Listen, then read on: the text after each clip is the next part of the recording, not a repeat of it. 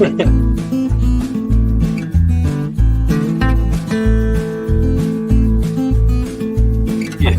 great.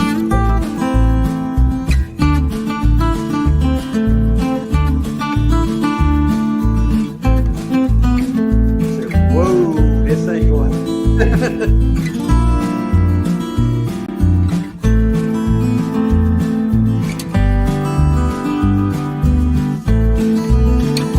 Be down the spot. And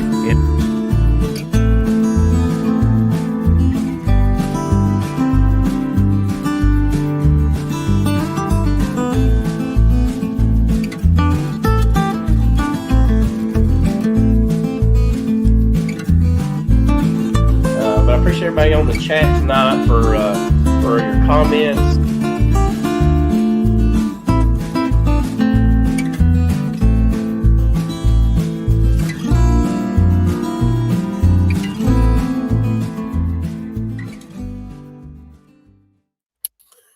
Well, good evening, beekeepers and bee friends. Glad to have everybody with us so far. It has been a great week here at the house. Beautiful, great weather. Got to play in the bees. I believe I've got everybody where they need to be at. Get ready for winter. We'll start trying to make my fondant, I think, and get it ready. Hopefully, I'm not a little too early for that. We do see some cold weather on its way. I think next week we're supposed to be maybe 51, and we're going to hit some frost finally. So, what little goldenrod we do have left will get burned up, and that will be the end of it. So, but the bee clusters are really starting to shrink down. Seeing the brood, most of the colony is about the size of a basketball right now. So, they are definitely toning down. I did see a colony that had drones in it, and I could not believe that. I mean, where did that come from? And it was a small little 3-frame of bees. I don't know. I thought, well, maybe some lane worker maybe got mixed in, or I don't know. It's strange. So I'm sure they'll kick them out. But anyway, you never know what you'll see this time of year. Do have a couple of queens. It's probably need to be squished, but I'm gonna see if they can't make it through winter. I'm a sucker. I want to save as many queens as I can. So we'll see how that goes. Hopefully it goes well. So, but anyway, what about you, Keith? What's going on down in your area? Yeah, pretty similar story to what you've got, except probably 10 degrees warmer, maybe. We've been in the well, tonight's going to be our coolest night in quite a while. It's supposed to be down to about 41 tonight, I believe. Mm-hmm. I think we're supposed to be close to maybe hitting our first day in the 30s, maybe middle of next week. But, highs in the 60s. So, the bees are still flying pretty good. But like you say, the goldenrod's pretty much shot around here. It's already started going to seed, where it gets that white, poofy looking seeds in it. Asters are still there a little bit, but I'm not seeing many bees on them. They're still bringing in a little pollen from somewhere and still flying quite a bit, but not sure they're doing a whole lot of good right now. So, but all my hives are pretty good shape. Some of them are real heavy. I got a little bit of sugar this week, or my wife did for me, and I'm probably gonna make a little bit of syrup and feed a couple of hives. I did have one small nuke that it got too small. It wasn't. I didn't want to have to baby it through the winter, so I just had to. And it looked like they lost their queen for some reason. Yeah. So I just combined them with another hive. So I'm down to 26. So it looks like 26 is my number going into winter. That's 24 big hives and 2 5-frame nukes, 3 stories high. But so yeah, so that's good. That's about where I wanted to be. I was worried when I was up in the I got up to 37, and I didn't want that many. so 26 is a little bit more than I had this time last year. So that's just fine. Yeah.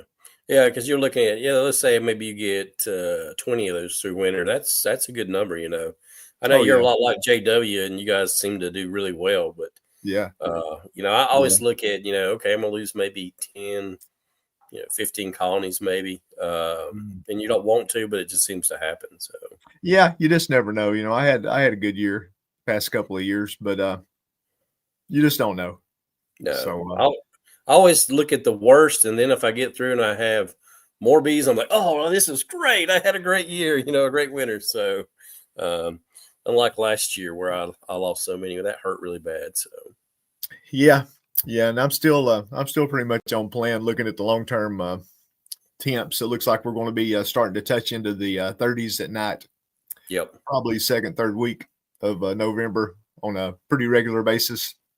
So that's probably when I'll look at setting mine up for winter and putting the fondant on them. So yeah, everything's about like it should be. Yeah. Just starting to enter the boring bee days of winter. So start making plans, putting some frames and boxes together, figuring out what you're going to do next year, rearranging everything in your shed, trying to that's what I'm talking about. organized. Yeah. So things to do. Check that list extra for what you want for Christmas. Maybe get some bee stuff, and then go to the expo. There you go. There you go. Yeah. Speaking of the expo, they've had some news this week. They put out their official VIP speaker page, and they've got their the vendors listed now. Yep. So, and I saw Chris over in the chat. Yeah.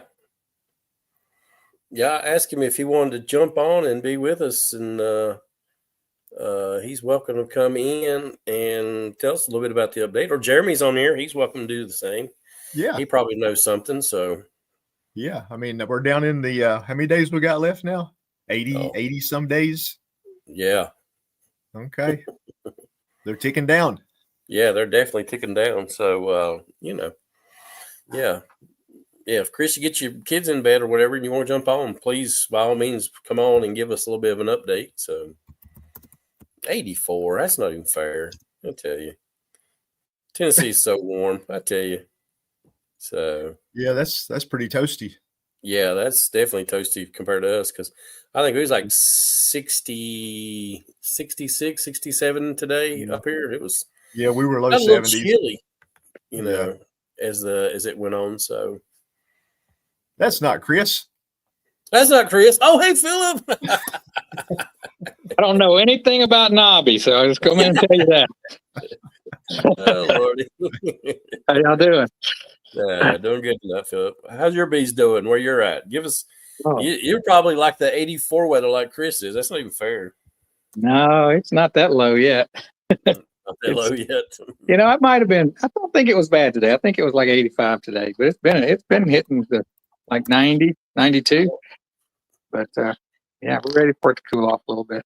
Yeah. I actually picked up a swarm this afternoon, believe it or not. What? A swarm? Yeah. Yesterday there was a little tiny swarm in my little crepe myrtle tree right off my patio. I seen it's about like that, right? About that big, something like that. It might not have been that big. Okay. But I was like, okay, if they're there in the morning, I'll get them. And it was getting pretty close to dark. And I'd even texted a friend who was, she was trying to see if she was going to get a queen back. And I asked her, I said, do you need a queen? Because I was going to catch it and just take it to her. And she said, no, she was queen right. So then I went back out there and checked. And I'm glad she didn't need one, because they left. They left right before dark. Oh, like, gosh. Okay, that's the end of that, which was fine with me because I didn't want to have to deal with them. And then this afternoon, about 5 o'clock, there was a knock on my door, and it wasn't my neighbor, but it was her daughter. And she said, there's bees over in the tree over here in her yard. Went over there. Had to have been the same one. It was like about the same size. But this time, it was like head high yesterday, but this time I had to get a ladder and go get it.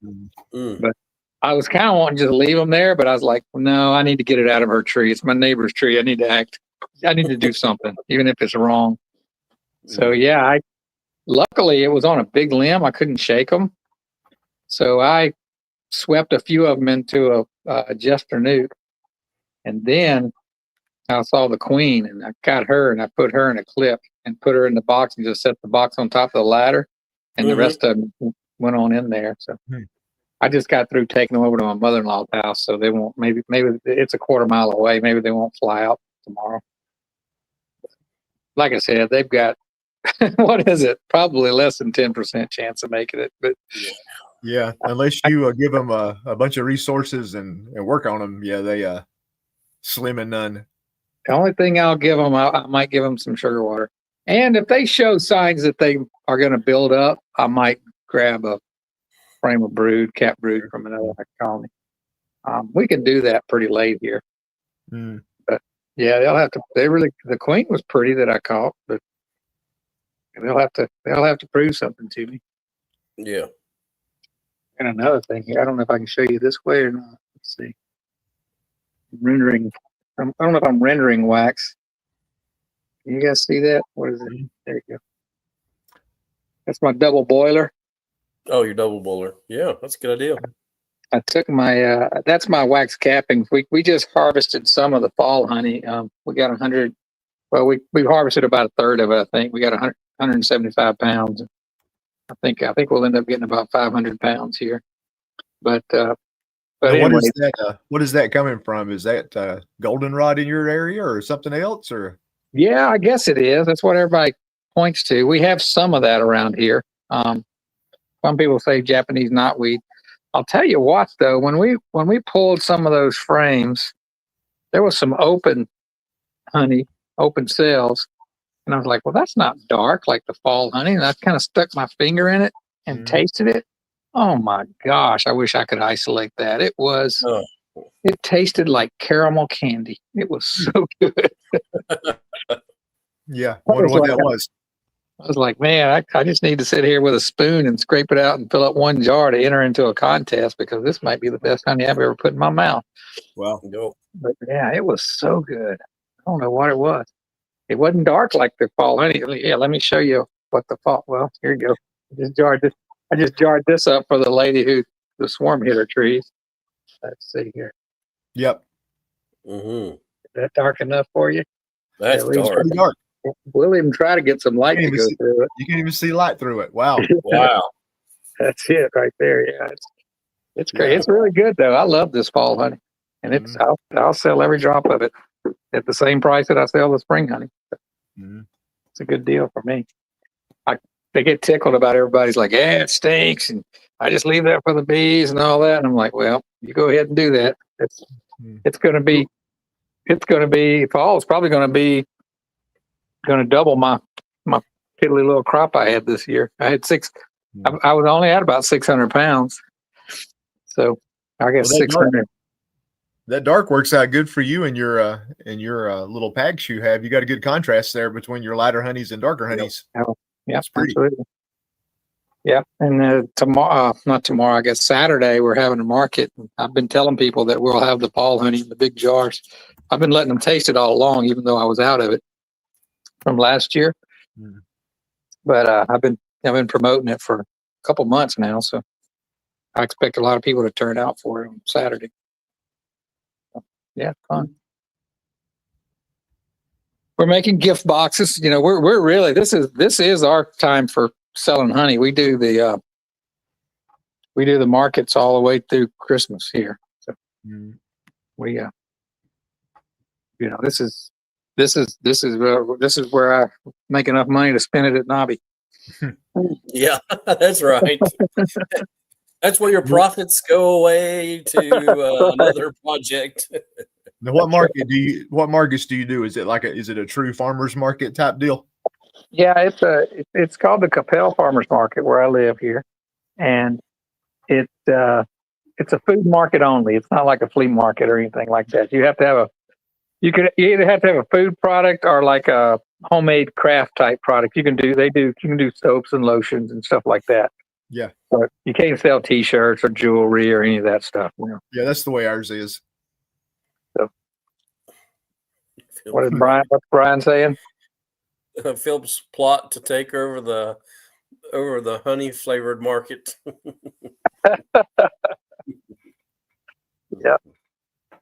Yeah, I've been talking to Brian a little bit on the phone, trying to pick his brain. You know, I can't wait for his live to steal all his ideas. I got to call him and get him direct.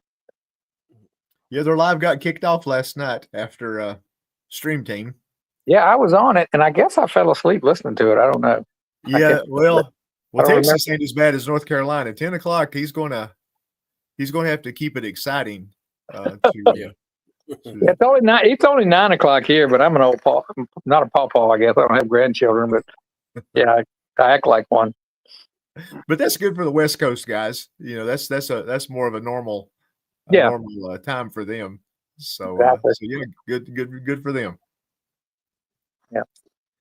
Mr. Texas. Mr. Texas himself. Yeah. Oh, there's Tom. Yeah, Tom filled in for Greg yesterday, and I was throwing all the barbs I could at him, trying to throw him off his game. But I don't think it worked. My last statement was, and I did see a little smirk off of him. I said, "Good show, fellas, even with the challenge y'all were faced with." Tom's not here to defend himself. I did that just for my buddy Tom.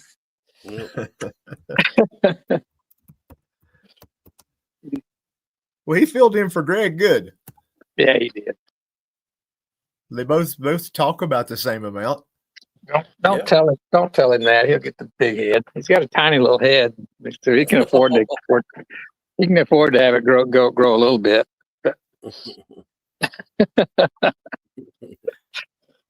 Oh man. I'm gonna set up out here and start building stuff once y'all get tired of listening to me. Well, that's kind of something I was wanting to talk a little bit about tonight. Is about beekeeping in your family. How try not to get yourself too overwhelmed with your beekeeping. And I know I did that when I had the horizontal business. That I definitely spent a lot of time away from my family, trying to sell equipment and stuff like that. So it's a balancing act, that you have to deal with. With Amber at her golf, we struggled some with that, and it's kind of nice not to have overwhelmed myself. It's like you hear Keith talking about his beehives, and he's got 26 going into winter, a little bit more than normal, but you can get yourself to a point where it can overwhelm you a little bit. So just think about that when you're deciding to do a business, or you get like Philip there and he's making these beautiful little stands for Cayman, and you're selling stuff like that. You can definitely overwhelm yourself and take yourself away from what you love, which is beekeeping for most of us. So I can tell you, I'm glad that I walked out here to the shed, because my wife had just walked in the house there, and I didn't want her to have to hear all that while I'm like walking out here and ignoring her. It's good advice that I need to listen to, but I didn't need her to look at me and go, "Yeah, maybe you really ought to listen to Ricky there." You're kind of dabbling in where I was at, Philip. So you get yourself overwhelmed pretty quickly in some of that stuff. So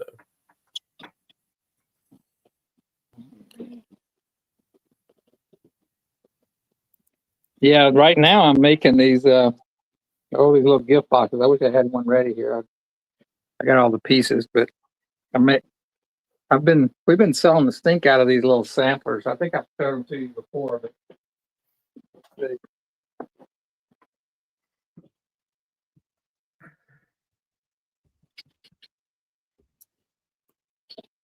I like Philip's little workshop. He's got a good setup.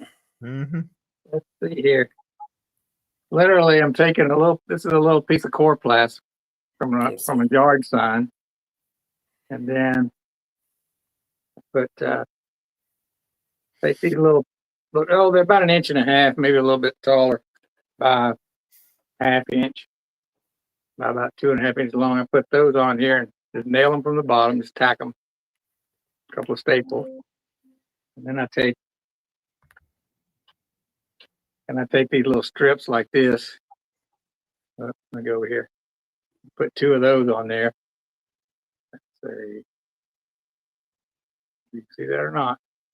Fingers in the way. I don't have the other piece, but anyway, get the idea. I'll show you a finished one here in a minute. But Takes me about 2-3 minutes to put one together. But it holds 3 of the. Yeah, Tom's getting me back from last night. I deserve it. So,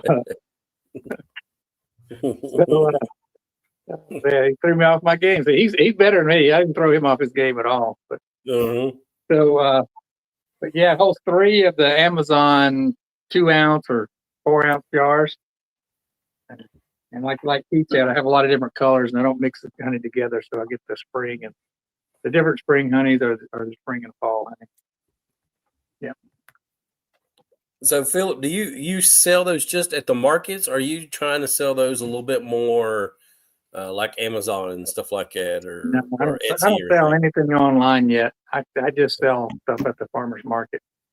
We sold 17 of those samplers last 2 weeks ago at the market, which is we usually sell about 10 a week, and we're selling honey in jars. But we sold 17, and we ran out. We have 4 different versions, 2 versions, but at 2 different sizes, so 4. And we sold out of 3 of those 4. So we're going Saturday with 40. We're going to have 10 of each type, and we're going to really see. We're going to try to make sure we don't sell out, so we can see what would really sell good, get a better idea of what will sell. Give me a second. I'll run out there and grab a couple of them and bring them out here and show you what they look like finished. You guys go ahead. I was going to talk to Keith a little bit about if he's having the same problem I'm having right now. I'm having people begging me for honey right now. Are you having that same problem? People are like, "Hey, do you have any honey left?" And it's like, I'm out. I've been out for a while. So you seen that same thing?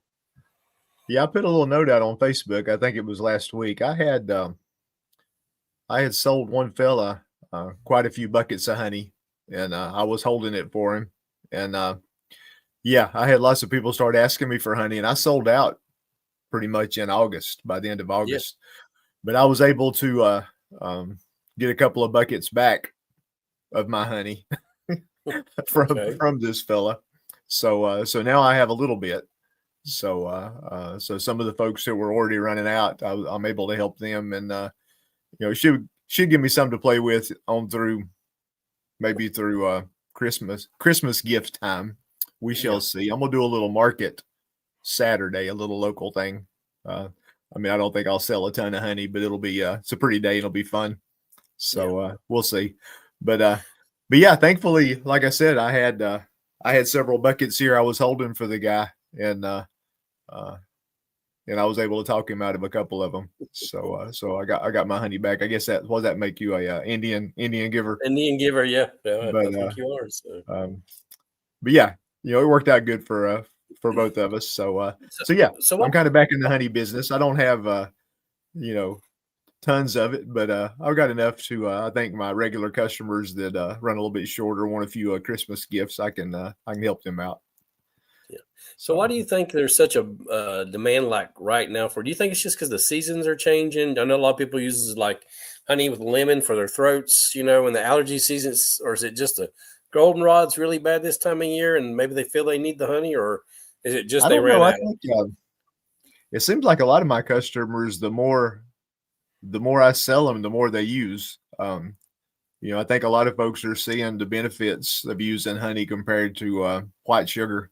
And they're using it to replace sugar in a lot of cases. And when you start trying to do that and you're making iced tea and doing different things, man, it takes a lot of honey if you're going to replace sugar with it. So I don't know. I've probably got a few that have done that, and they, some of them bought buckets instead of jars. So, but yeah, I think that once they, like Tom said, they're tired of eating nasty processed foods. I think that goes for the honeys too.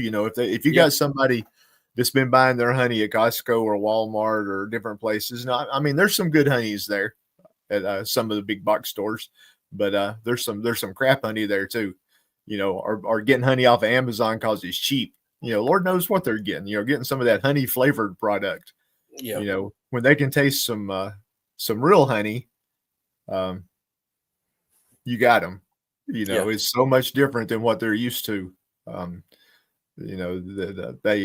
They got to have it, which is a good thing.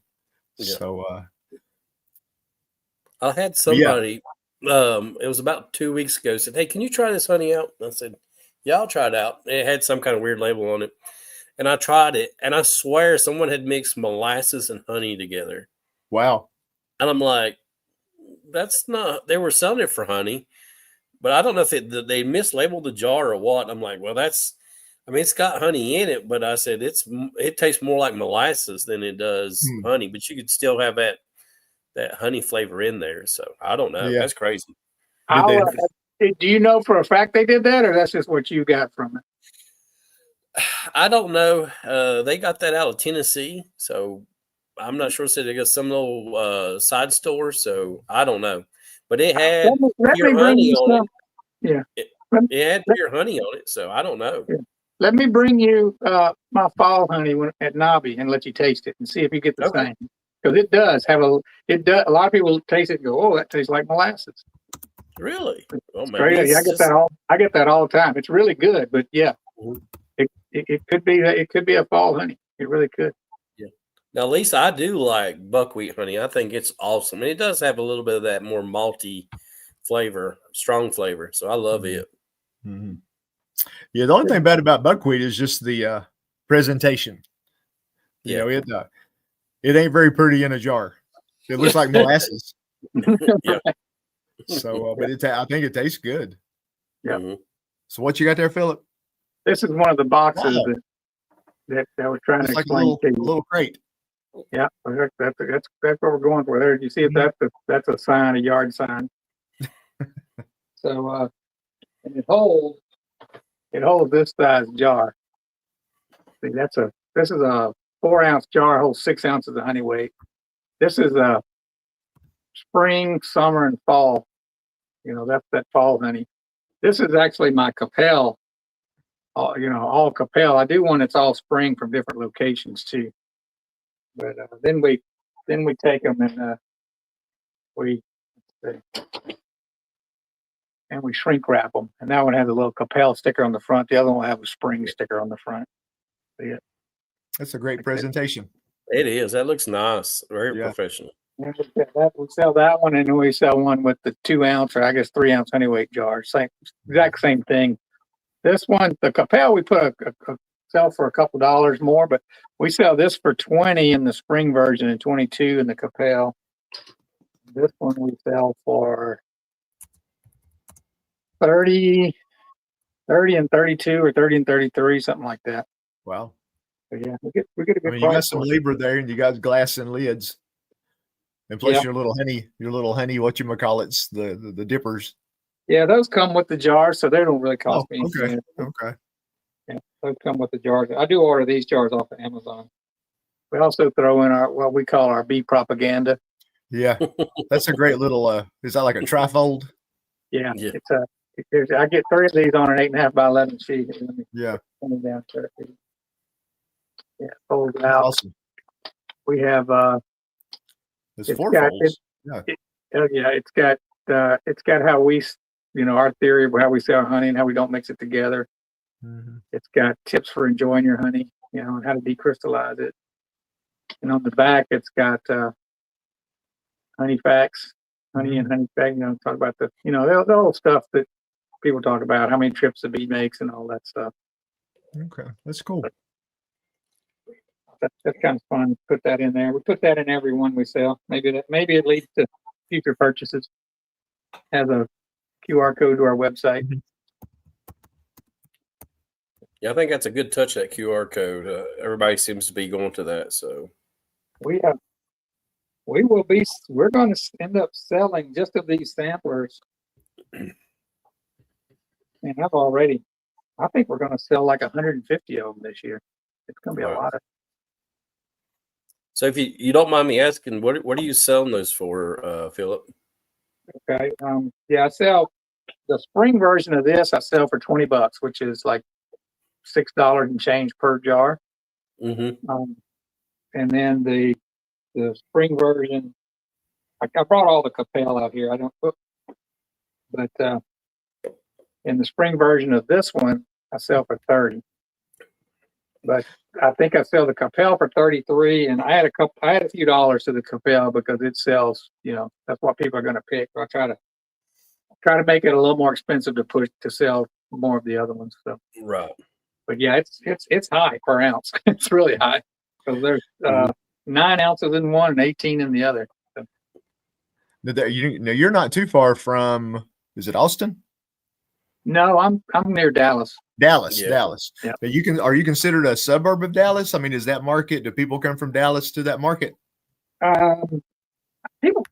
This is what Dallas and Fort Worth is like, what they call the Metroplex, and it's basically one town after another. There's no separation. So, not necessarily from Dallas, but from all the other little communities around. Yeah, they do come. Okay, so you've got a pretty good population area there. Yeah, there's like 8 million people or something. Yeah. Oh, jeez. I got 2,500 in Yakima. Yeah. So, that's a slight difference there. We only got less than 40,000 in the county. So what's crazy is 2 markets ago, we had our worst market day, which still was great, but it was the first one where we didn't make $1,000. We had like 940 or something. So I'm thinking, okay, maybe, because I have a lot of repeat customers, maybe I've sort of saturated the market a little bit, or we're starting to. But then 2 weeks later, which was 2 weeks ago, we had our best market day. Yeah. It's like, okay, that throws that theory out the window. Yeah. Well, that helped. I mean, having a humongous crowd like that makes a big difference with my smaller audience. A lot of folks, once I sell them a quart of honey, I don't next week's market, they're not going to buy another quart of honey. Right. I need somebody else to buy honey. So what's funny is there's a honey vendor literally right next door to me in the market. And what's funny is they were in there's a little pavilion, a little permanent building that has like garage doors they roll up, and that's where you can pay a little extra to be in there. I just bring my tent and set it up. And they gave me a really good spot right outside that building, because most people walk through that building at one point or another. So I got a spot right outside that building, and it was doing really good for us. And then that honey vendor was in the middle of that building, kind of across the aisle. And then I noticed that they moved them to be in the building, but right next to me, because I'm in the tent right outside the building. And so literally I could see them right through the window or whatever door. And then the market manager came by that morning and said, "Oh no, I didn't realize I put the all two together like that." She said, "I'll get them moved. I'll get them moved." And I said, "Don't worry about it. It's fine. We don't mind it at all." I said, every once in a while I'll send them a little business because somebody's looking for hot honey. I don't sell it, they do, So I said, hey, we're confident in our product. We don't worry about it one way or, and I'm pretty sure I outsell them. Now they're there every week. I'm there every other week. So, but on the weeks I'm there, I feel like I outsell them. But I'll have people come in and go, "I just bought honey." And I'll go, "Well, I didn't ask you if you wanted to buy it. I asked you if you wanted to try it." And then I'll get them to try mine, and they'll be like, some of them have a little regret, Yeah. But sometimes they'll go ahead and buy mine anyway, because I'll tell them, "Look, we're not like them. We're small. We're going to sell out. Yeah. We're not going to be here every week, and we're not going to have honey all year. We're going to sell out." Getting folks to sample it, man, that's a big thing. If I could get them to sample, I run in the high 90%, as far as them buying something. So yeah. And they sell honey, just honey, and we sell like 5 different, let's call it flavors, even though there's nothing in it. And we talk about how maybe what might be in it, and what time of year we got it, and where we got it, and how far we are from where it is, and all that. You got to straighten up. AEW with a Varroa mite on his head. He got a big Varroa mite on him. I think he'd ate a donkey. I just got on here so I could insult Philip there. I don't think he's got his phone on. I don't think he can see my comments about him being a cotton honey poacher and all that kind of. That's right. Oh yeah, I need to give an update on my cotton honey. I'm not a very good poacher. I can tell you that right now. Yeah, that was we did all that work, and I got 38 pounds of honey out of it. Well, you know what they say, Good things come to people who cheat. So yeah, if I sell all of it, I might be able to pay the gas bill. Nothing else for the time or anything. I just wanted to come on a minute and insult Philip there because I knew he couldn't see my comments when I was making fun of him. Well, I can't stay very long. I'm going to be a Yoder toter tomorrow. I got to go to almost to Nashville to a horse sale with some of my Amish buddies. JW, I've been selling tickets to sit with you at the dinner, the No Life Be Life dinner, but the sales aren't going too good. I can understand why. They probably take a bath every third year, Guess we got to lower the price. Yeah. After that, if it didn't work, we'd have to pay somebody to sit with us. Yeah, that's not the fact. We might get more signatures if we move his area out to where the bathrooms are at, Philip. So they have to come by him as they go through. So okay, I'm just glad I don't have to sit in Keith's lap this year like I did last year. I tell you, Yeah, that was cozy. Yeah, we got to know each other intimately. We weren't going to freeze to death. Yeah, I don't think we'll have to. We won't have to do that in this new place. It'll be plenty big. So JW, if you'll answer that question right there, I could post more stuff on here. So it says, could buckwheat or other blooms produce a stronger or weaker flavor due to the rain drought? So I don't know about. I planted buckwheat, and we didn't really have a drought, but it was great the year that I planted. I will know that with sourwood, when it comes in, it can be really thin, and as it finishes off, it gets kind of thicker. But what do you think about that, JW?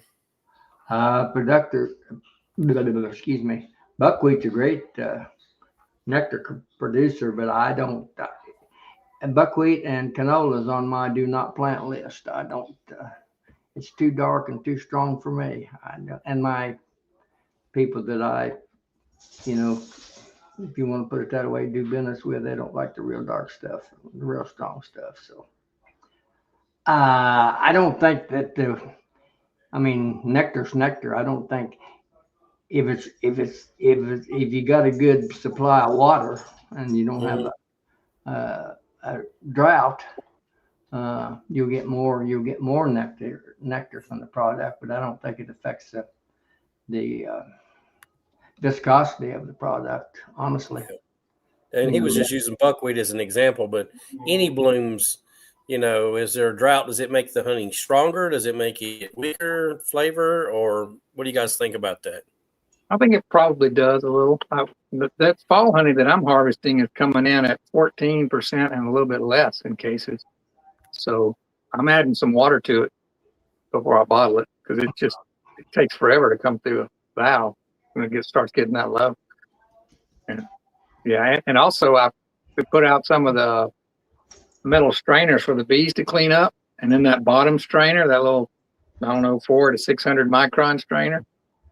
When they got all the honey out, there were actually sugar crystals in the bottom of that thing. It was so thick. Yeah, don't you? I suggest that whatever viscosity the nectar is, when the bees bring it in, they're going to dry it all down to a certain percentile anyway, so it's going to come out to be about the same. Yeah. I think that's pretty typical for my fall honey as they bring it in. Or it's drier. I don't know. They may start out wet. I don't know, but they like, and it's also, they seem to be slower to cap the fall honey. Although I've got a good bit of cap this year. That's why I was messing with that wax. I'll probably get 10 pounds of wax off this harvest. I hadn't hardly gotten any wax until now. If you don't have a good strong flow, they don't cap it usually.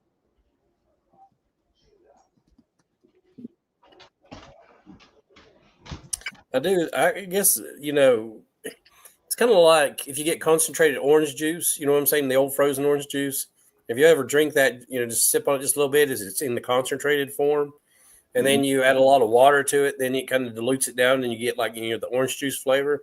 Maybe that's kind of a little bit what DC's saying is that you're getting a stronger flavor with the less moisture in that honey. You know, it's kind of showing through a little stronger. So this honey right here, which is pretty dark, but you can still see some light to it. This is the summer honey, which I've never gotten until this year. I believe this could have some honeydew because I've got some crepe myrtle trees, and those crepe myrtle aphids were, it looked like it was raining out there sometimes coming off those crepe myrtle trees. And the bees would be working like the bushes underneath the crepe myrtle. So I think this is actually what I entered into the contest, the Gunline Bees contest. Got third place. I was robbed, but anyway. Who beat you out there, Philip? Who beat me? Matt. Actually, no, Matt didn't beat me. Alicia beat me. Alicia. Yeah, that's right. Alicia beat me. Matt didn't beat me. I'm not giving in to that. Alicia beat me. And also, what's his name? He won the creamed honey. Why am I drawing a blank on that? Wasn't Russ, was it? Wasn't Russell. It was James Noel.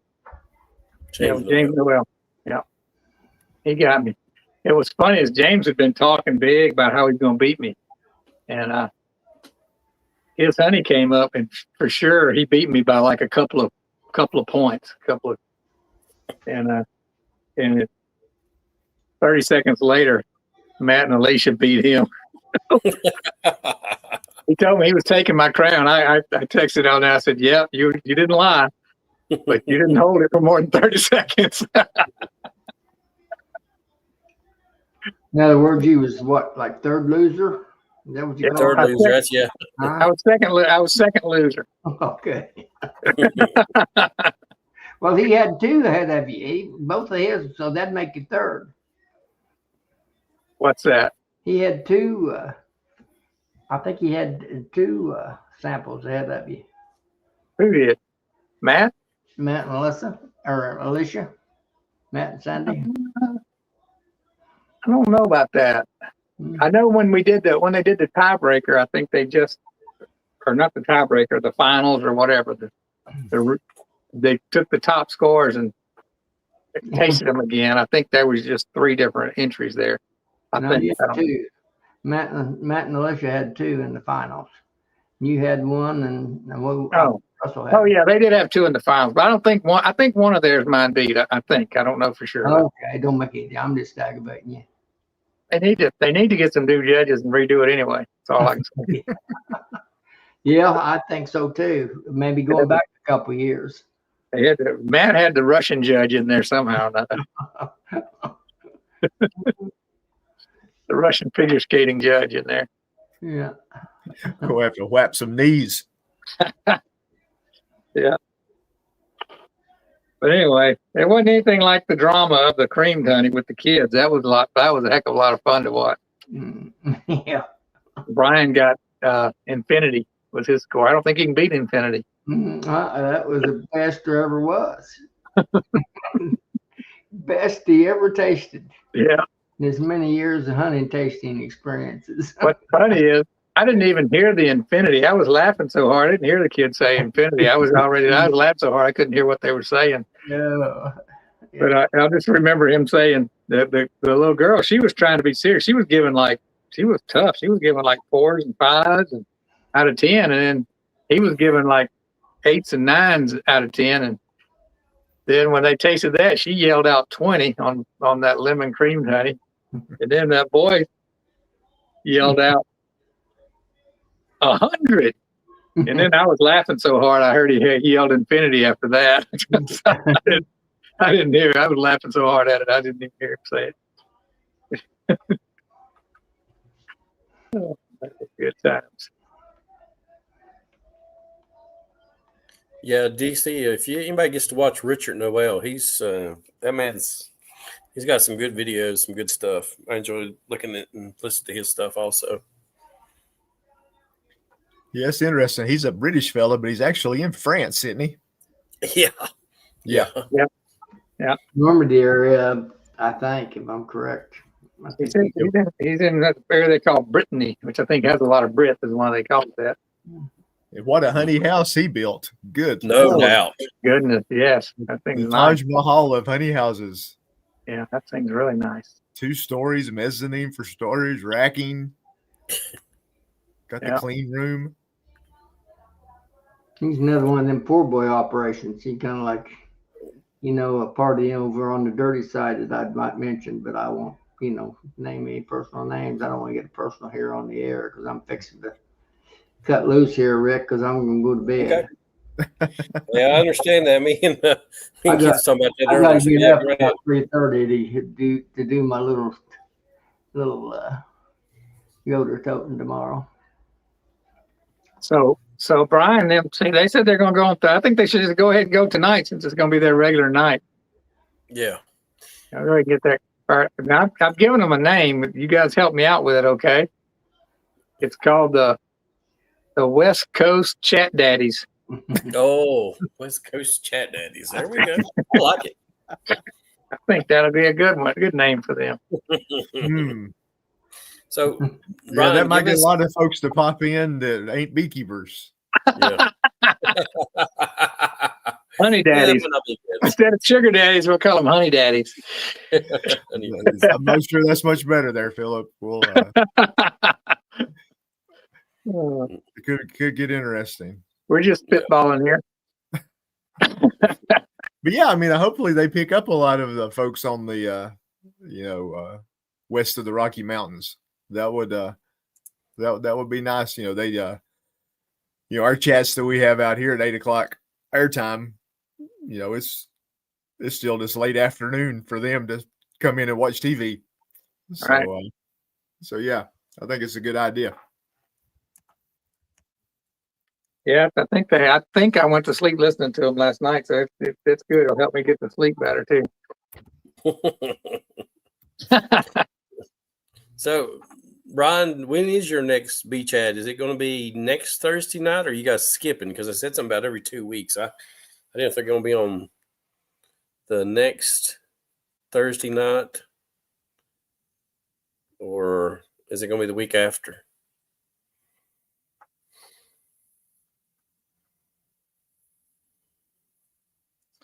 The West Coast Buzz. The West Coast. That's pretty good. I like that. The West Coast Buzz. Yeah, that fits in with California. That works. Yeah. Once again, could So get October a few the people to drop by. October 30th. So that will That's be in Halloween, 2 right? weeks. 2 weeks from now. Yeah, that skips a week. Yeah. Yeah. That's Halloween, I think. Day before Halloween. Oh, is it? Yeah. Okay. Charts and graphs put you to sleep. I haven't got to see the last episode with I guess Tom was on there with Brian and them, so I definitely got to catch that and then catch Brian and them show afterwards. And it's just like I was telling DC, I think I mentioned on here is, a lot of times I don't get to watch the shows right away. It's usually while I'm in the car driving to work in the mornings and coming back home. It's kind of hard with Amber because she wants to listen to music, and I don't listen to beekeeping stuff. So makes it a little bit difficult in the car. So we're always fighting over the radio or the YouTube stuff. So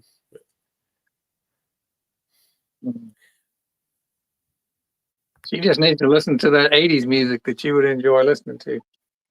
yeah, and there's no doubt about that. I definitely like my 80s music, and you know what? She does actually like it for the most part. So we might get us a expo update here. Look at Chris come on tonight. I'm gonna mute everybody. I'm gonna mute and get busy over here. Yeah. How's everybody doing tonight? Fine. How you doing, Chris? Good. Good, Wife Chris. took over a little bit of the kid situation, so I was able to sneak downstairs and chit chat with you guys a little bit. So Awesome.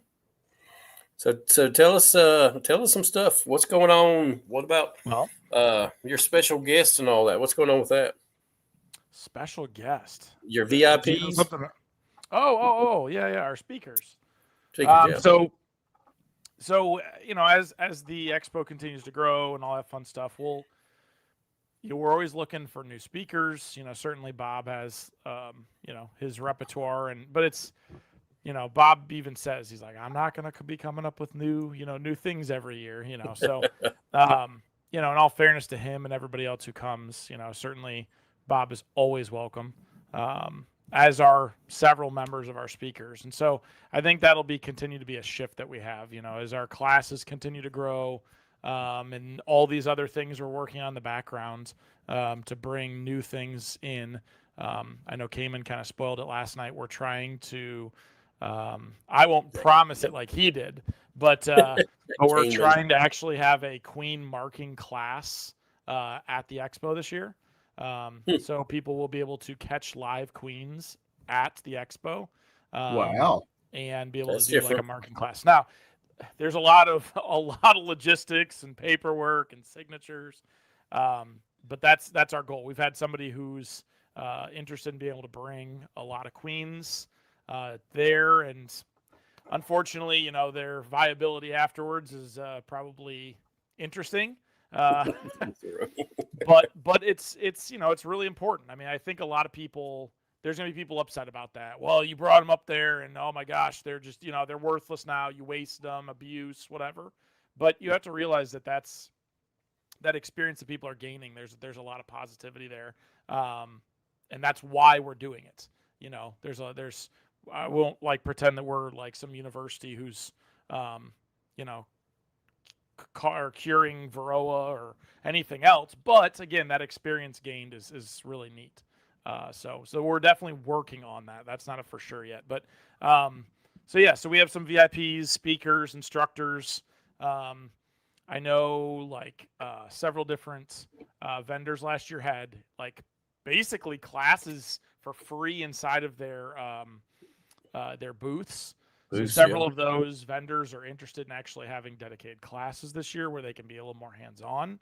I know Lawrence, yeah, please cure my yeah. Cayman will likely have a live next week with some really pertinent information. I won't be the one who spills it here, but yeah.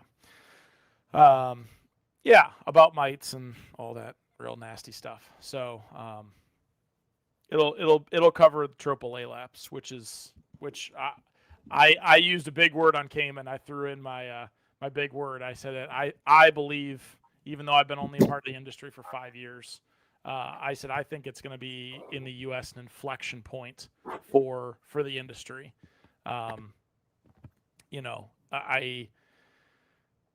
If you're brought up in the treatment-free world, the people who use chemicals are the enemy. And if you're brought up in what I'll call the traditional beekeeping world, where currently, and again, I'm not trying to name things. I'll just most people treat their bees in a variety of ways, using mostly chemicals. And so you look at treatment-free people, and again, you say the same. Oh, they're just killing their bees and abusing it, and they're giving those pests to the other people. And so you have that now. And so what people are seeing is that if you start varroa at 0 in a hive or 1, that's not scientific, but if you start at infancy, in Ohio here, if you start in the spring and don't really treat all year long, by the end of the season, you're probably having a crash out. So that's, 6, 7, 8 months. Again, not my work, not my science, but they're looking at tropolalaps is 2-3 months, maybe. Early studies were showing that they couldn't overwinter. But recent studies are hey, they're surviving Russian winters. So a brood break doesn't necessarily kill them. I'm not the scientist here. I'm not bringing breaking news. This is just preliminary studies. We're real nervous that there's been a couple books written and published about tropy already, which is real dangerous because everything's changing every day. So we don't. Again, that's why I want to make sure people. I am not speaking with any science background here on this. Just this is all what the people Maggie is actually going to be coming to the expo, and she's going to talk, as is Jeff Pettis. Two people who definitely have like literal hands-on experience. Maggie is in the country of Georgia right now doing science work there, so she definitely is the expert and someone to listen to. But again, early signs are Formic is seemingly working well on it. They showed that if you treat with OA, one treatment a week on your colony will maintain the level of tropy. So obviously for a commercial beekeeper, that's not viable. Right. So all of that to say, and again, it's not doom and gloom. There has to be some way to deal with this. And of course, just like Varroa, better genetics, will help. But if you actually watch Maggie, Fiora, there's so many syllables. They posted in the Expo group today, and they had like a video of a bee trying to groom itself with the trophy off. They're so small and they move so fast that, again, like it's a mite, but it is a completely different beast than a Varroa mite. And that's where, again, we get back to the inflection point. We can't be pointing fingers at other beekeepers with this. This will have to be an industry-wide get together at a time where no one can agree with anyone, and everyone's your enemy if you don't agree, and that's beyond politics, which is just scary. So I know that this is, I've been seeing a lot of stuff coming out of Australia right now, because they're obviously like in the infancy of dealing with Varroa right now, and it makes me like sick to see. I'm seeing the stuff served to me on Facebook is all the stuff that's they're treatment-free people who are like the people who are just pouring chemicals into the bees, and that's all in your honey, and everybody's gonna be sick. And again, there's a give and take to that. And I see that hopefully not being mirrored with this trophy that's coming. Hopefully it's 10, 20 years out. But there's a chance where it's already here. And if it's already here, we are in trouble. So the good news, though, is that when Varroa came over, we were at a time where the internet and YouTube and everything wasn't as well, it even existed, or not at the scale it does now. So hopefully news can pass a lot faster. So as of right now, the Bee Expo is the only expo in the U.S. currently slated, and that's how I'll phrase that, to discuss trophy, because we believe it's going to be an issue. Because by the time you diagnose it in your hive, as we understand it now, that's the death of that hive. We don't have a way to treat it well enough when you see it in its full go. So I hope that there's ways to slow it down, knock it back. It might become one of those things where you just have to treat your bees to treat your bees. We don't know yet. So again, it's one of those things where I think people have to sit up and listen to science, and we have to start funneling a lot of money into places where it is so they can test it. So I've seen them do is they'll lay a frame of brood out, and they put basically like one of those what do you call that when you take a bunch of hair off? Hair removal strips, whatever those are called. Mm-hmm. Yeah. And they basically put that on a frame, and they stick it down real nice, and then they rip it up. And you watch, and if your camera's on it with, that's nice, you'll see a bunch of really little things running around. So you'll be able to just visually, and they're hard to see though, because they're like light brown, light tan. So they're not black, they're about the same size-ish as Varroa, smaller, but they're real hard to see because they move fast. And so that's how they're doing their like visual testing right now. So, yeah, interesting. Where are you at? Where's Flower Street at? He's in Colorado. Colorado. Okay, interesting. I am potentially in the process of Tom. I know.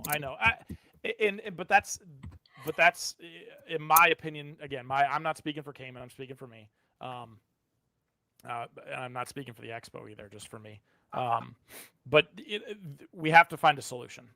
Maybe it's not treatment. Maybe that is some type of brood break or something. But early reports were that brood breaks did work and killed them, because the thought was the way they eat and this and that. If they have a hard like zero brood in there, it kills them. But recent findings through Maggie and others have found that is not the case. I'm not. I think it's important to not, pour chemicals, medicine, whatever, when we don't have to. Oh God, I don't even want to, and I just think, and it's a lot of parents, mothers, fathers, and obviously I'm younger. I think about, wanting to leave this world better for my kids. That's right. Yep. And I just think about, like, imagine a world without bees, honeybees, and certainly there's natural pollinators and all that. And yeah, of course. But the scale that we have forced honeybees to be at for, name your favorite pumpkins and melons and all of it.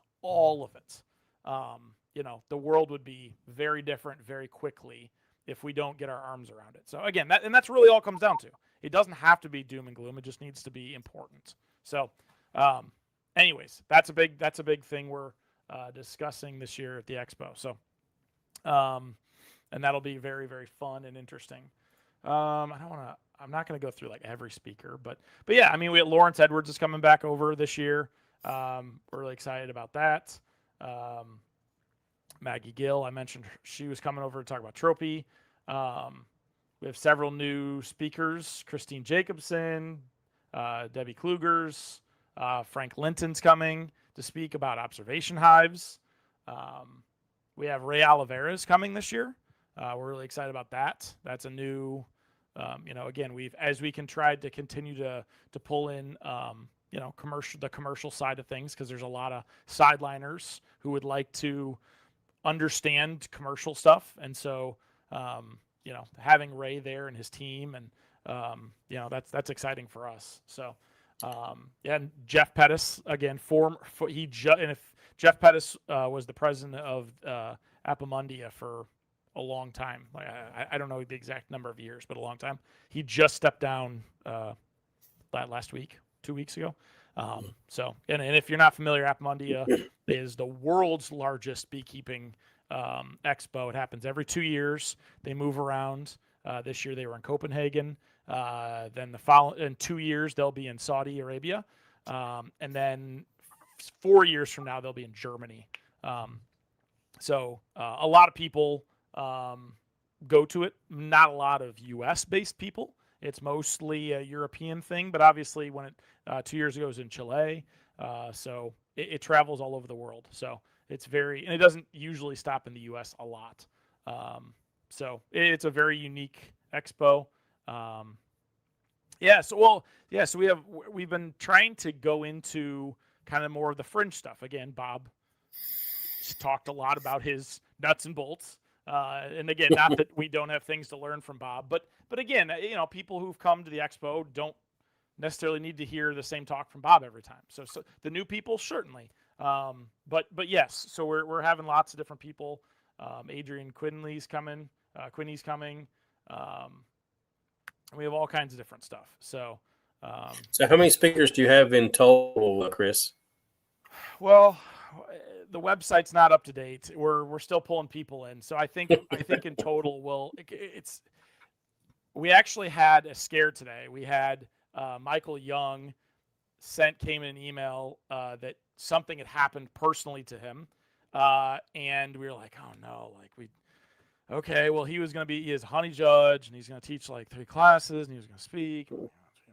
And then all of a sudden we got another weird email from him about like helping buy gift cards for his niece who's in the U.S. and I was like, hey, man, that's really weird. Like, That's really weird. Yeah. really weird. And so we ended up finally getting a hold of him. He's like, I've been hacked. And we're like, oh my gosh.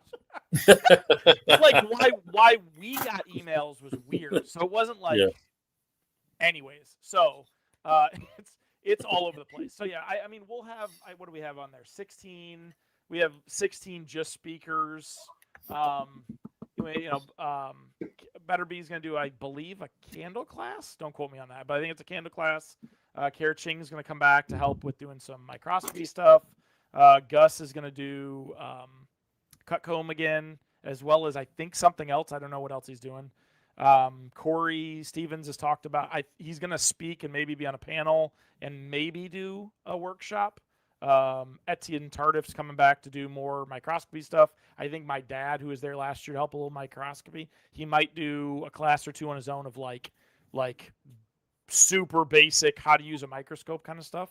We learned that last year even the basic classes were too complicated for some people, which is totally fair.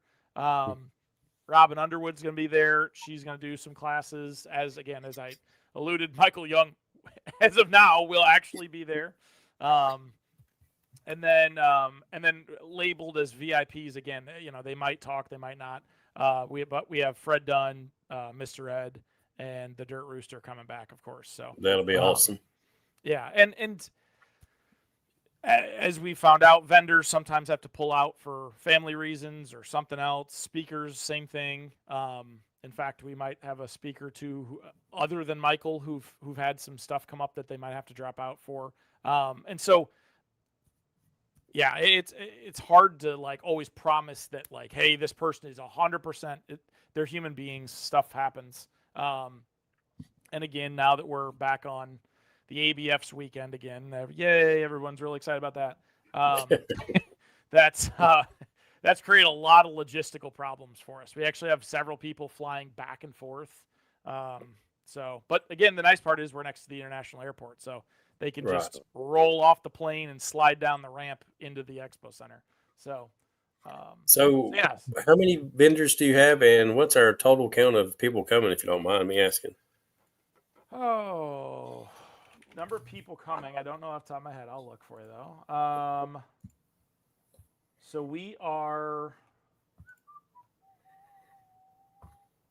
we're still ahead of where we were last year.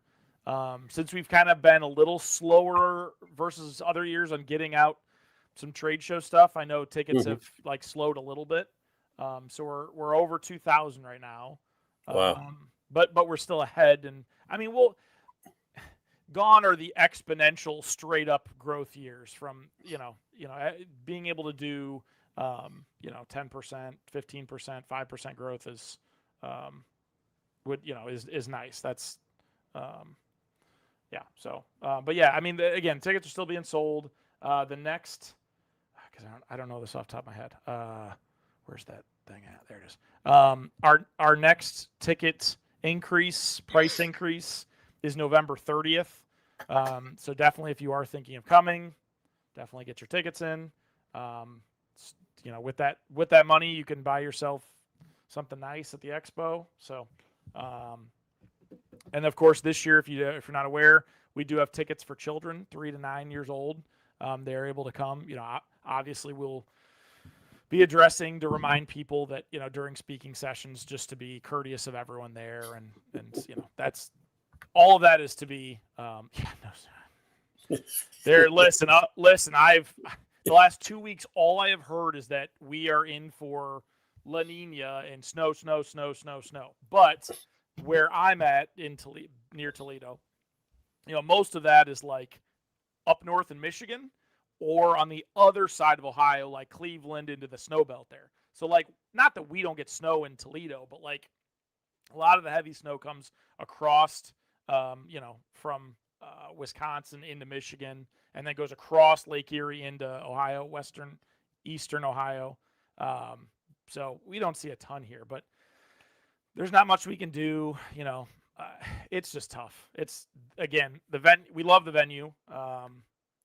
It's just, there's not a lot of venues out there that can do what the Expo Center can. with Yeah. AEC can. So, so that's tickets. What else was I going over? You said tickets, and I said something else. Oh, vendors. Vendors. So, Yeah. we are at, I just don't know the count off the top of my head. So we're at 135 vendors. Wow. So that's technically 15 less than last year, Mm-hmm. but we're at 85 more spaces than last year. We got creative. So the food will be back where the food was our first year. So the food will be on if you walk in the main doors on like the far side. So there's actually only one other event actively going on that I know of, and that's going to be it's like a home and garden show. So this is all our domain. We have these rooms, the big South Wing A, and then these classrooms here. And then this is the big lobby where we register. This is our small lobby. Then the hallway down to the classrooms. So North Wing A, or is it A? Yeah, just North Wing. North Wing is all the home and garden show. So they'll be there. Just as a reminder, I don't anticipate parking being a problem. And what people can remember is that there's a parking lot back here in the back, not behind the vendors, but like behind North Wing A. And then there's the parking lot up front. So if you can park either one, both are surface lots. Yeah. So, and then, but unlike last year, South Wing B and C going down here, they're actually being set up for I believe it's like a modular home conference the following week or even the week after. It takes them like 2 weeks to set this up. So for our logistics, a lot of things are changing. But yeah, the attendees shouldn't see much of a difference. We had to deny around 30 vendors. Like we just flat out denied them. Websites didn't make sense. They didn't necessarily have any like great reviews. We heard negative things about them. These aren't companies that like came in I dislike or anything like that. These are just companies that don't have good reputations because at the end of the day, if you come to the expo and you get shafted on something, it is also a reflection of our show. We've had that with other American companies who've had issues fulfilling orders of machines that they've brought, and we don't invite them back. So that has happened. So we've denied. So like I said, we denied around 30 vendors this year, and then we waitlisted 45 or 50, and we let in 10 or 15 of them total. So I mean, we still had like 60-ish vendors who wanted to come in that we didn't have space for or weren't interested at this time. So, and I mean, I had to close the application because that doesn't even include the last like week where we probably had another 10 or 15 companies that I was like, sorry, we're full. So we are in the process of trying to get another room so we can like literally double our trade show floor plan for next year, the following year, 27. But it's not guaranteed till the autograph's signed. So, but yeah, so it's exciting. So we have, I guess I can hold on 1 second here. I can pull up a quick little map. Maybe. Yeah, of course. Yeah, it really is a labor of love. I mean, Cayman and I really do enjoy doing this. Hold on. I think what's really cool about it, Chris, is, and I've talked to Cayman about this, it's like, he really wants you to have the experience. You know what I'm saying? The ultimate beekeeping experience and get the best deals you can get. And the most vendors, out there that everything you can think of that you'd want in beekeeping, it's there for you to get. And then you get the great speakers to go with it. And then, people that's like-minded that you just love to talk to. So, I mean, it's awesome. Yep. So all right, he's done well. I don't think I'm giving away any secrets if I show this. Okay. Although if I do that, it's going to really, okay, I'll just do this. Okay. Share screen window. Where are you? There it is. Aha. Is that good? That looks good. Okay. Oh boy. Can you see? Oh, yeah, there you go. Once you pull it up. I'll say, I got you. You're good. I'm going to try to. Yep. If I do that. Oh, that's going to throw that off. Hold on one second. Okay. I have 4 screens, so we can really play with this here. So, okay. So this is the trade show for this year. I'll try to watch the chat too. So, and there are some like abbreviations of company names because like some companies, like, dear Lord, I can't fit them all in. So, so bear with me there. So we, as you can see, again, we put the food vendors back kind of in their original spots. We don't have a count on how many tables we had last year. I think it was about 40-ish in the food area, and we're ended up like doubling that this year. So we're gonna have like 80 tables, because when we've found out that when the food, the majority of the day they're relatively empty or not totally full. But like when lunch hits, we want people to be able to have space. And as you can see, we have through almost every row, we have a flow through because these rows are now taller. They're an extra 10 or 20 feet longer before the center aisle on both the top and the bottom. The vendor storage is behind Hilco and Beeline there on the left side here. There's some storage here. There's storage above here. And around the top, it wraps around. So Hilco's here in the top left corner. Dadant is here in the kind of the middle, the middle center. We have the muffins and the coffee up here, kind of circling Bob, because Bob said he always likes to snack during the. It's not true at all. But we put the coffee and the muffins up here, and then we're trying something a little different in the bottom here. We're kind of like pulling people up through this bottom side here with kind of a diagonal booth, which this year is Keeper's Hive, the Keeper's Hive. Sorry.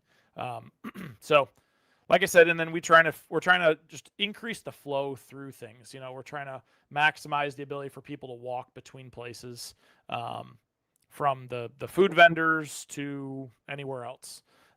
We do have a small little Jeremy, don't worry. Jeremy said it's going to be fun getting vendors in this year. Yeah, it's we have a lot of fun new things to think about. But this little section here, right next to Dadant, we're kind of nicknaming our like commercial area. So that's Cowan, the American Honey Producers, Cream Pal, the Bee Cause Alliance, Project APSM, who is in Barkman's booth, Global Patties, Motherlode, and those are all right there. Not to say that other companies don't sell to commercial. No narratives here. Those are just companies that are pretty focused on the commercial side of things, specifically the Bee Cause Alliance. And so they're going to actually have like a little lounge there. So they're going to have potentially some like, we don't know yet. I don't know if it's necessarily couches, but just like a little bit of a different setup, specifically for commercial beekeepers who want to talk to each other about, whatever cool. their specific needs. I mean, a hobby beekeeper, is excited about having their feeder on top of their hive and running 3 hives. But if you ask a beekeeper at scale and ask them how many people put their feed on top, because every time you have to move it, and some people do that, but a lot of people, when you hit a larger scale, you don't do that. So to each their own as you advance. But yeah, so that's kind of that little center aisle area. So yeah, I mean, a lot of things the same, a lot of things different. But yeah, overall, we're very, very, very excited. A lot of similar names that people have seen. we have I have another version of this that's just the numbers, but I figured people could kind of pick out their favorite stuff. Yeah, what the beekeeper saying? Yeah, Tom, we'll be hanging out at the Crown Plaza afterwards. Jeremy said he was buying drinks, so water, whatever people are interested in. But I will scroll down here just a little bit and do a little fun tease. In the lobby this year, we're going to have great. We're going to have a honey tasting bar, and at that honey tasting bar, we'll have honey from all 50 states, along with honey from at least Canada and maybe a couple international countries, all with the purpose of people just being able to taste something different than their own. The honey swap's great. We're still Honeybee Tennessee. Jessica and her team, they said that they were good to do that again today. They reaffirmed that, so that's still going to happen, and that's really exciting. Yeah, so that's something that Appamundi has done for a long time. Had this like tasting, and it's very popular over there. So we're going to do a booth for that. So you can say it says KSBA. That's the Kentucky State Beekeepers Association, and they'll kind of anchor it as the home state that we're in. Yeah, so that's something exciting that we're going to do this year. We don't have a lot of details around that yet, but we're working on that as we speak. So that'll be in the lobby. So, we'll probably still have some tables like we did last year in the lobby as well, with the ever truthfulness of no carts through the lobby for my sanity, please. So, Tom, I'll buy you some Gatorades. You said you don't drink. That's fine. Gatorades are acceptable. Strong iced tea. Jeremy said he likes green tea, so I like a good green tea too. So, but yeah, the Bee Cause Alliance is Charlie Linder's new organization, and he'll have information there. And anyone who wants to join that, it's definitely a new up and coming place. So, yeah, we're likely going to have some tables in the back here around the coffee Rossman area for Alan to sit down when he's tired. That'll be back here. And then, like I said, the muffins are here as well. So, and the hope is that if you want a muffin, sit down, you can just kind of meander back through, and there's tables, real close. So, yeah, so it's a lot of logistics when you try to, set someone down. You say, hey, here's someone who sells creamed honey, and you don't want to put the creamed honey next to it, but it's, but at a certain point, someone was like, oh, you put Dayton, Maxon, Cowan, and Thorne all staring at each other. And it's like, yeah, but like, extractor wise, and you go, okay, but hey, there's only so much darn room in the place. So it's, it is what you're going to get beat up during the vendors dinner, Chris. So you're in trouble, I'm sure. And the vendors will be like, "Hey, you put me next to this person, that person." So listen, I have heard it all today already. So, and last night when we announced it. So, we came in. And I really do our best to accommodate everybody. Of course, we really try not to play favorites. Something that has changed though for sure. And I'll say it here, it's very public. It's not, we're not hiding behind anything, is that as our costs have increased more than just 5%, bringing me on and other costs, we have started to lean on sponsors. And so part of that this year, we brought on an expert in the area who does fundraising, and he's done that for 20 years, 25 years. And so he's become our sponsorship coordinator. His name's Corey. And so he's really kind of brought an expertise that Cayman and I do not have on that into it. And so this year, the higher tier sponsorships were available to all companies. And the people who sponsored on the higher level, they were able to pick where their booth was. And so that played into it. And then, we place around it. So,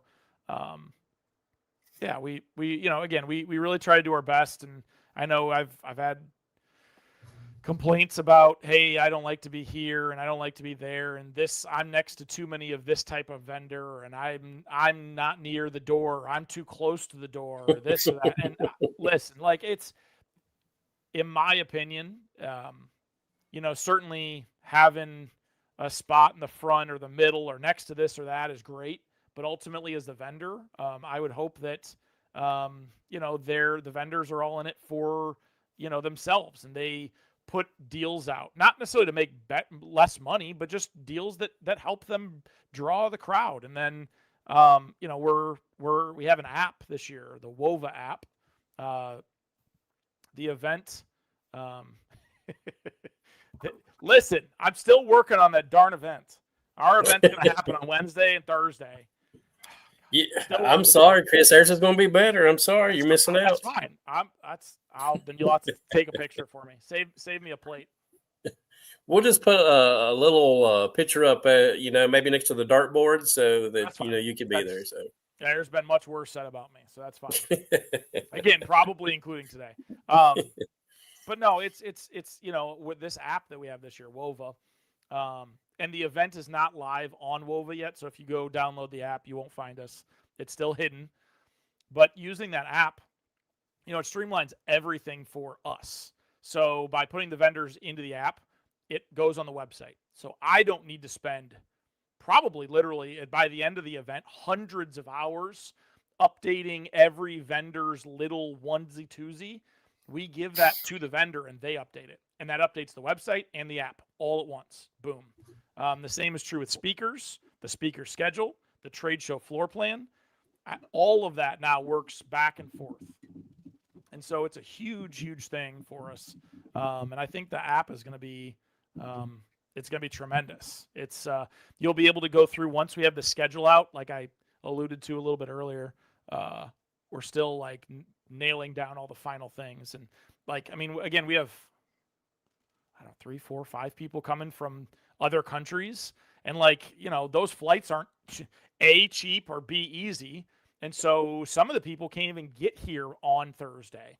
And so, and I alluded, some people are going to the ABF during our expo and coming back. So there's a lot of logistics all behind it that we haven't faced in years past.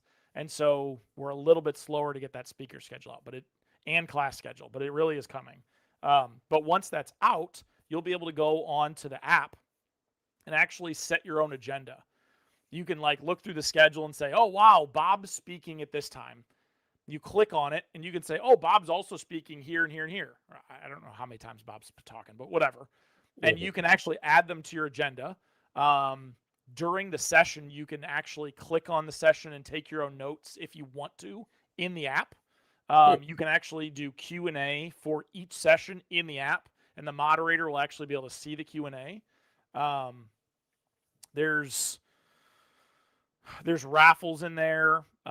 If you elect to put any personal information in there, again, all opt-in. I want to make sure I keep saying that because I know a lot of people are privacy people, and that's totally fine. I get it.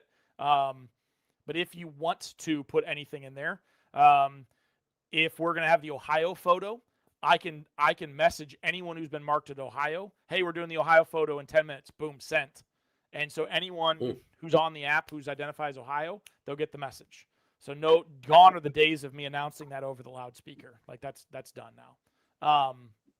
And there's ways to, if I want to connect with you, Ricky, and I see you in the app as the attendee, I can click on your name and I can click connect. And at that point, a request gets sent to you, and you are able to decide if you want to connect with me or not. And again, all that does is just share our contact info so we could chat about something. So because it's an opt-in, that should hopefully fix any type of misbehavior when it comes to that, or any type of weirdness. I don't need to even get into any weird examples of that, but that's my hope. So again, there are a lot of people who wanted a better website, interactive map, a better schedule, all that stuff. And that's we're trying. So I know a lot of companies already have their live demos scheduled. So you can actually go up and like find out when they're having a live demo at their booth. And again, you can add that to your agenda. Companies are able to upload like videos of their product. They're able to upload the specials. They're able to run raffles and contests through their page. So there's a lot of really cool things happening with that app. So, so to the attendees and the vendors, I definitely recommend you take advantage of that. And all of it's free to everyone.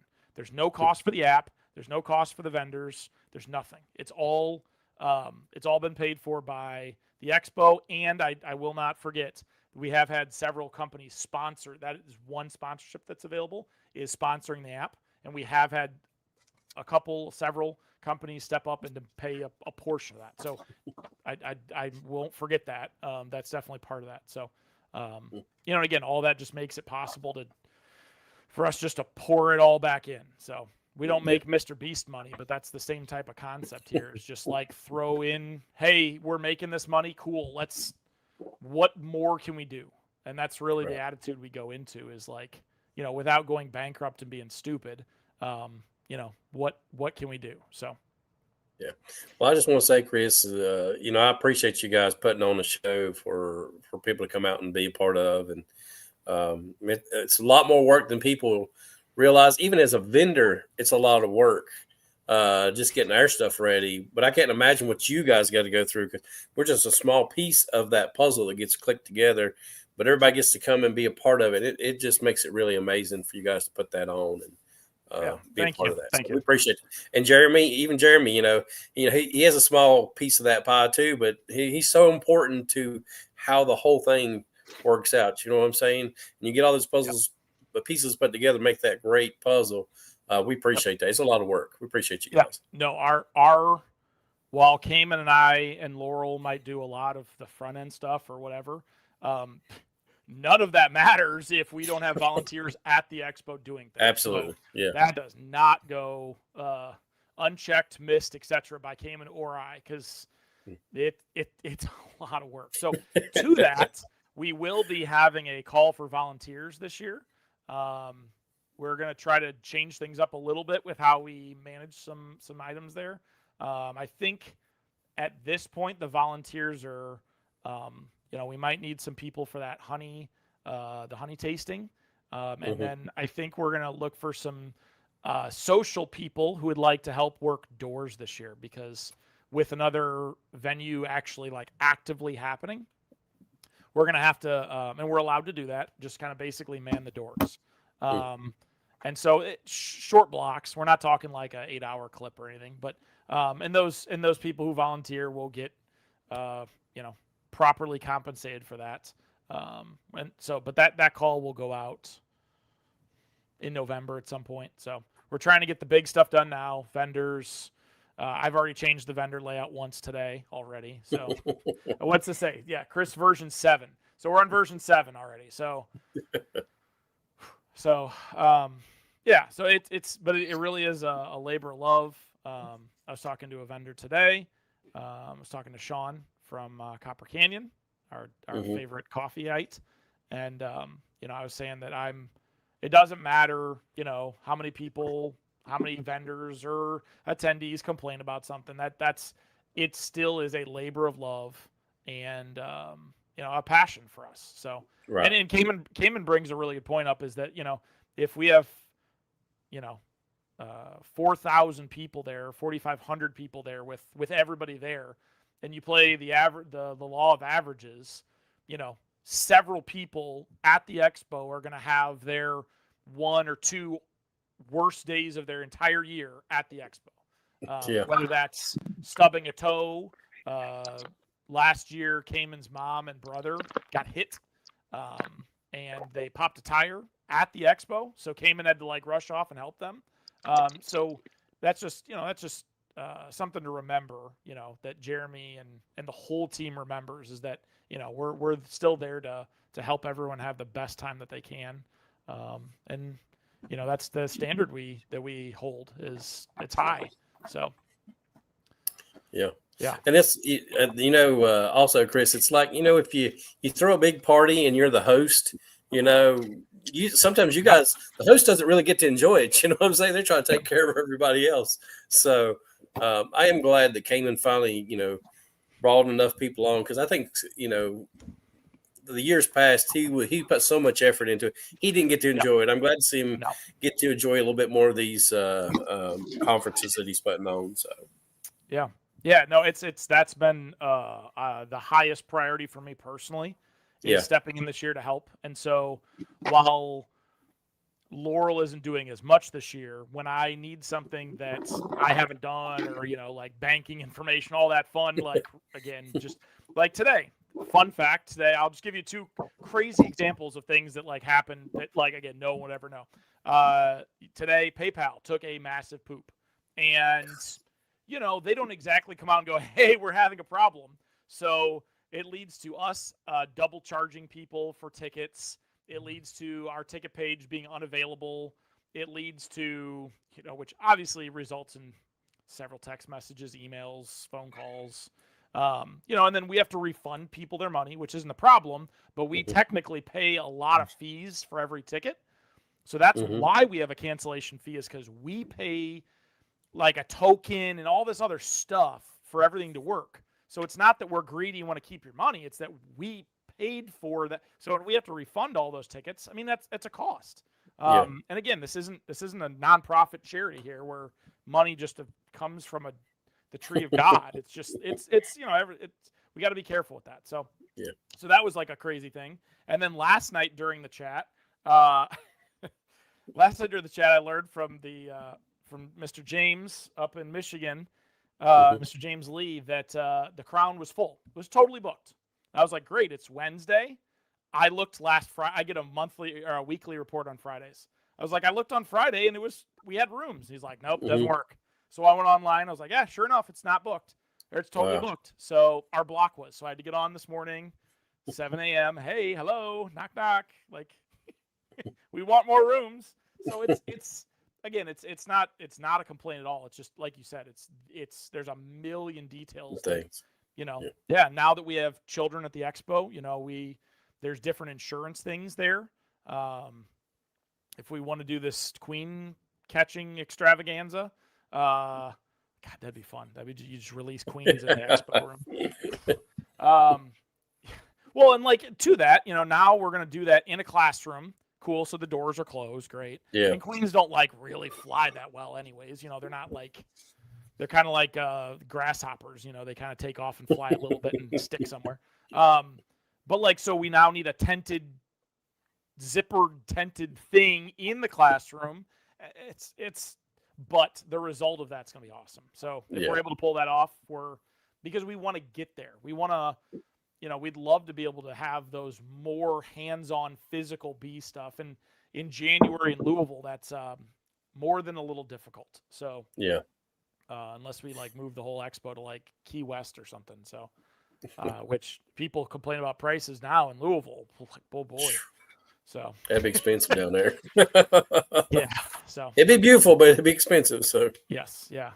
Dolphin beekeeping on the back of a dolphin or something. Yeah. So that's where you find me. So, but everybody should hopefully have my email or know how to reach me. So if anyone has any questions, happy to help, happy to vendor or attendee, please reach out to me. And I'm on the current of being able to get to everybody within a work day. So usually once I catch up in the morning, I'm caught up during the day, but it takes me a couple of hours. I mean, I think when I got started this morning, I think I had like 25 emails like that I needed to catch up from. And I went to bed at like 1. So 1 a.m. So like I had been caught up. So so no, it's all good. We're excited. There's a lot of really cool things, and we're definitely looking to the future, and there's even better things in the future that'll continue to elongate the conference and make it a better value for